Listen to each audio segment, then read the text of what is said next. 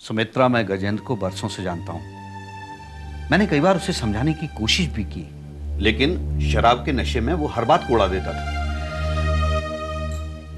आज मुझे उन पर बहुत गुस्सा आ रहा है। फूल से इकलौती बेटी की जिंदगी का क्या हाल कर दिया। सारा कसूर उनका है। अब जिंदगी के इस मोड़ पर उसे कोसने या बुरा भला कहने से कुछ नहीं होगा। एक दोस्त होने के नाते अब हमें यह सोचना है कि मौजूदा हालात को कैसे सुधारा जाए। कुंती को इन बातों का पता है? हाँ, पता तो होगा ही। अपनी मां के मरने के बाद उसने सालों अपने बाप से गालियां और अपमान सहा है। जानती हो, गजेंद्र को कुंती के पैदा होते ही उससे चिढ़ हो गई थी। जैसे ही उसे पता लगा कि लड़की पैदा हुई है तो वो गुस्सा हो गया। बेटी और बेटी में कोई फर्क है क्या? इस मामले में वो बहुत पुराने ख्यालों वाला है। उसके हिसाब से लड़की एक बोझ होती है। लड़कियों को कोई आजादी नहीं मिलना चाहिए, उन्हें ज्यादा पढ़ाना लिखाना नहीं चाहिए। कुंती की मां की मौत के बाद कुंती को एक तरह उसने अपने ही घर में कैद करके रखा हुआ था। इसीलिए तो कुंती ने उनके कंपाउंडर से प्यार करने की गलती की। जब भी बच्चों पर जरूरत से ज्यादा रोकथाम की जाती है ना, बच्चे इसी तरह के रास्ते अपनाते हैं। जानते सुमित्रा, ये कुंती नाम भी गजेंद्र का दिया हुआ है। जब वो पैदा हुई थी तो किसी पंडित ने कहा था कि ये भविष्य में एक कुंवारी मां बनेगी। बस ये सुनकर उसने अपनी बेटी का नाम कुंती रख दिया। लेकिन गजेंद्र भाई साहब का व्यवहार अपनी पत्नी के साथ कैसा था? उस बेचारी के जीते जी तो उसने कोई सुख नहीं दिया। तब भी ये इतना ही शराबी और अय्याश होता था। जब उन्होंने अपने किसी रिश्ते को वो सुख नहीं दिया जिसे देने की उनकी जिम्मेदारी थी, तो आज उन्हें वो सुख कैसे मिल सकता है?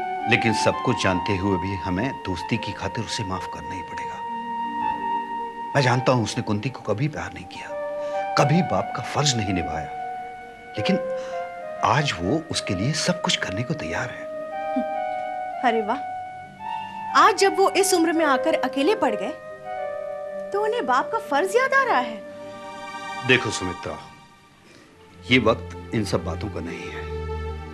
यूं भी हमारे देश में इस तरह की मिसालें हैं कि लोग डाकू से साधु बन गए, समाज ने उन्हें माफ किया, उन्हें इज्जत दी है। बस यूं समझ लो कि ऐसा ही कुछ गजेंद्र के साथ भी है। आज उसने हमें अपना समझकर हमारे सामने आकर अपनी सारी गलतियां, अपने गुनाह कबूल किए हैं, तो अब हम उसे छोड़ तो नहीं सकते। अब बस हमें वही करना है जिससे कि कुंती की जिंदगी संवर जाए और गजेंद्र को खुशी मिले। हम कुंती की जिंदगी के लिए कुछ भी करने को तैयार हैं। बस वो किसी भी तरह शादी के लिए हाँ कर दे। जब अपनी बेटी के लिए एक बाप इतना बदल गया कि वो रिश्ते की बात करने जा सकता है, उसके लिए हाथ जोड़ सकता है, तो फिर कुंती को भी उसकी बात माननी ही पड़ेगी। क्या कुंती गजेंद्र की ये आखिरी ख्वाहिश पूरी नहीं करेगी? पता नहीं कुंती के दिमाग में क्या चल रहा है। तुम आश्रम जाओ और उससे अकेले में बात करो, उसे समझाओ। हो सकता है वो हमारे सामने खुलकर बात न कर पाती हो। तुमने कुंती को बेटी माना है तो तुम्हें उसके दिल का हाल भी जानना चाहिए। ठीक है, मैं जाकर उससे मिलती हूँ, उसे समझाऊंगी कि शादी करने में ही उसकी भलाई है।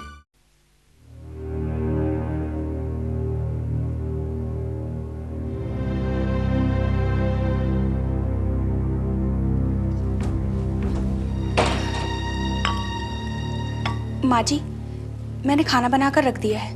क्यों, तुम कहीं जा रही हो क्या? हाँ माँ जी, मैं आज से वापस नौकरी ज्वाइन कर रही हूँ। ये नौकरी का फैसला तुमने अचानक कब कर लिया? इस फैसले के पीछे कुंती की कोशिश है। उस बात को अच्छी तरह जानती है कि बिना मेरे नौकरी किए ये घर नहीं चल सकता। मुझे पहले भी नौकरी कुंती के त्याग से मिली थी, और आज मैं अगर नौकरी ज्वाइन कर रही हूँ तो सिर्फ कुंती के कहने पर। कुंती का तुम्हारे ऊपर इतना असर हो गया कि तुम उसके कहे के हिसाब से काम करोगी? क्योंकि वो मेरी भलाई चाहती है। और आज के जमाने में कौन इस तरह किसी के बारे में सोचता है? कुंती के बारे में तुम कितना जानती हो? वो सब कुछ जो मुझे जानना चाहिए।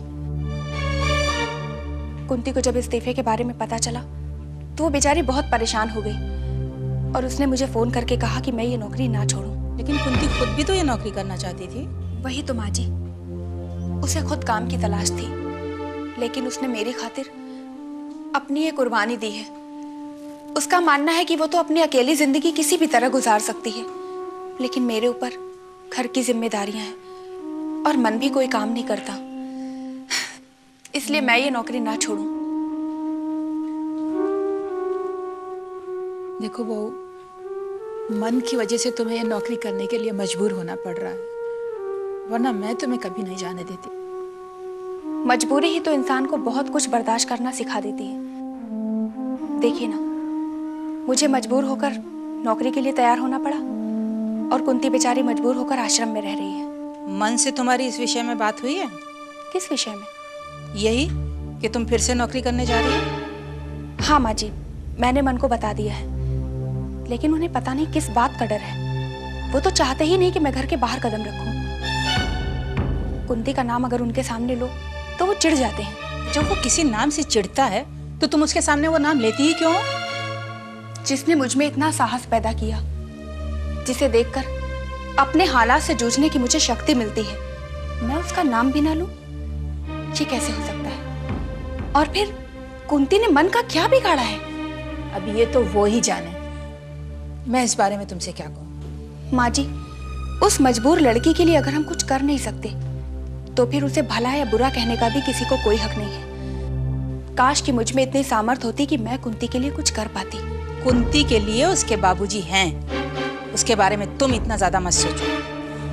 पता नहीं क्यों कुंती के लिए मेरे मन में एक अजीब सी छटपटाहट होती है, और वो छटपटाहट जितनी बढ़ती है उससे मेरे मोह के बंधन उतने ही कसते जाते हैं। देखो पुष्पा, कुंती से अपने मन में कोई ऐसा मोह का बंधन मत बांध लेना जिसकी वजह से तुम्हें किसी बदनामी का सामना करना पड़े। कुंती की बदनामी तो हो चुकी है, बदनामी तो अब उस आदमी की होगी जिसने कुंती की जिंदगी बर्बाद की है। ऑफिस नहीं जाना है तुमको? लेट हो रही हो तुम, 9 बजने वाला है। इतने दिनों बाद ऑफिस जा रही हो, लेट होना चाहती हो क्या? नहीं माँ जी, मैं बस निकल रही हूँ। मुझे आशीर्वाद दीजिए कि मुझ में इतनी शक्ति पैदा हो जाए कि मैं किसी के लिए कुछ कर सकूं। वो त्याग जो कुंती ने मेरे लिए किया। भगवान तुम्हें सद्बुद्धि दे। माँ जी, आज पहला दिन है, हो सकता है कि मुझे देर हो जाए। आप मन को समझा दीजिएगा। तुम उसकी चिंता मत करो, मैं उसे समझा दूंगी। तुम जाओ। अच्छा माँ जी।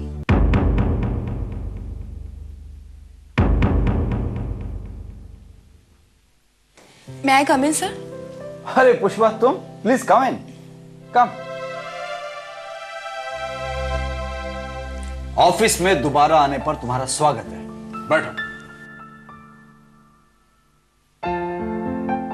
मुझे माफ करिएगा सर, मेरी वजह से आपको इतने दिनों तक परेशानी उठानी पड़ी। अरे कोई परेशानी नहीं हुई। मैं तो कहूंगा कि इसी बहाने मुझे 2 देवियों की पहचान हुई जो एक दूसरे के लिए त्याग करने को तैयार है। कुंती का त्याग बड़ा है सर, मैं तो उसके आगे कुछ भी नहीं। लेकिन कुंती कह रही थी कि उसने ऐसा कुछ भी नहीं किया जिसके लिए उसे इतना महान बनाया जा रहा है। यही तो उसकी काबिलियत है सर, वो अपना सब कुछ गंवा कर भी किसी से कोई उम्मीद नहीं रखती और दूसरों के लिए सब कुछ करने को तैयार रहती है, लेकिन अपना दुख दर्द अकेले ही बर्दाश्त करती है। मुझे भी कुंती से मिलकर और बात कर कर यही लगा कि वो सब दुख दर्द अपने अंदर समेटे हुए है, वो किसी को बताना नहीं चाहती। इसीलिए तो उसकी मदद करने को दिल चाहता है, लेकिन वो किसी को मौका ही नहीं देती। लेकिन इस बात को लेकर तुम एक दूसरे के लिए त्याग करो, ये भी तो ठीक नहीं। अगर कोई किसी के लिए भलाई कर रहा है तो उस भलाई के लिए आदमी को अपना नुकसान तो नहीं करना चाहिए। जी, लेकिन इस केस में तुमने वही किया। कुंती ने तुम्हारी जरूरत को महसूस किया, वो जानती है कि तुम्हारा नौकरी करना कितना जरूरी है, लेकिन इसके बदले में तुमने नौकरी छोड़ दी। कोई आपके लिए भलाई करता रहे, आपके लिए त्याग करता रहे और आप उसके लिए कुछ भी ना करें, ये भी तो ठीक नहीं है ना। तुम अगर कुंती की भलाई करना चाहती हो तो उस वक्त का इंतजार करो जब तुम उसके लिए कुछ कर सको। ना जाने वो वक्त कब आएगा। कुंती बेचारी अकेली आश्रम में पड़ी है और उसके लिए कोई कुछ भी नहीं कर सकता। कुंती अपनी मर्जी से आश्रम में रह रही है, वरना उसके अपने बाबूजी का घर है। मैंने कुंती से उसकी और हिम्मत की शादी की बात की थी। क्या जवाब दिया उसने? उसे मेरी बात सुनकर अच्छा नहीं लगा। वो अपनी इस शादी के खिलाफ है। वैसे मुझे हिम्मत में कोई बुराई दिखाई नहीं देती। पता नहीं वो हिम्मत से शादी क्यों नहीं करना चाहती। मैं तो बस इतना चाहती हूँ कि कुंती किसी तरह खुश रहे। आश्रम से निकल करके वो एक नई जिंदगी की शुरुआत करे।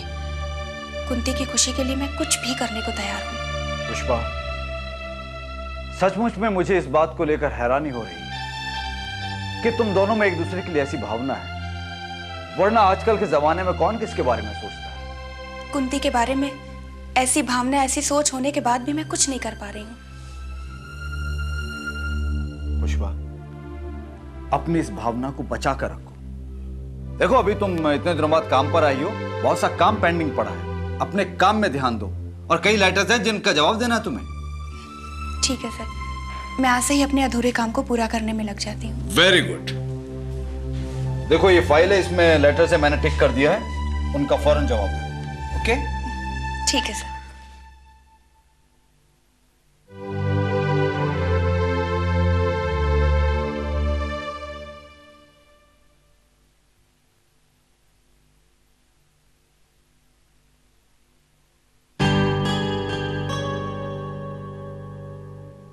नमस्ते डॉक्टर साहब। नमस्ते।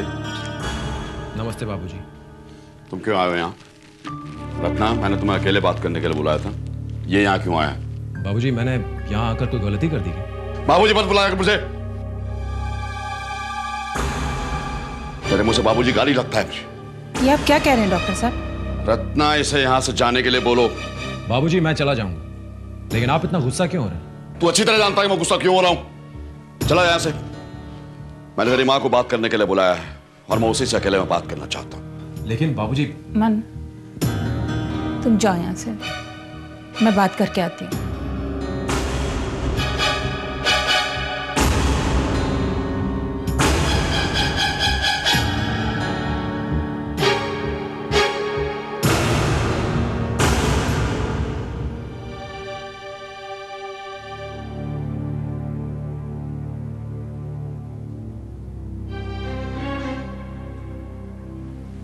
अच्छा हुआ तुम आ गई।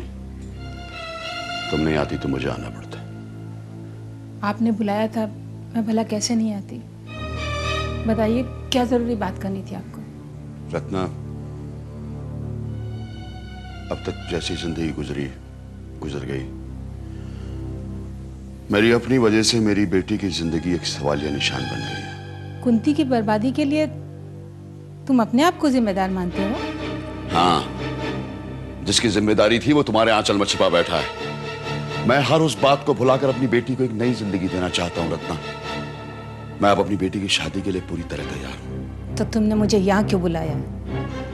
क्या तुम मेरे हाथों से कुंती का कन्यादान कराना चाहते हो? रत्ना, तुम जैसी औरत मेरी बेटी के पैर की धूल भी नहीं पा सकती। और अपनी बेटी का कन्यादान करने के लिए मैं अभी जिंदा हूँ।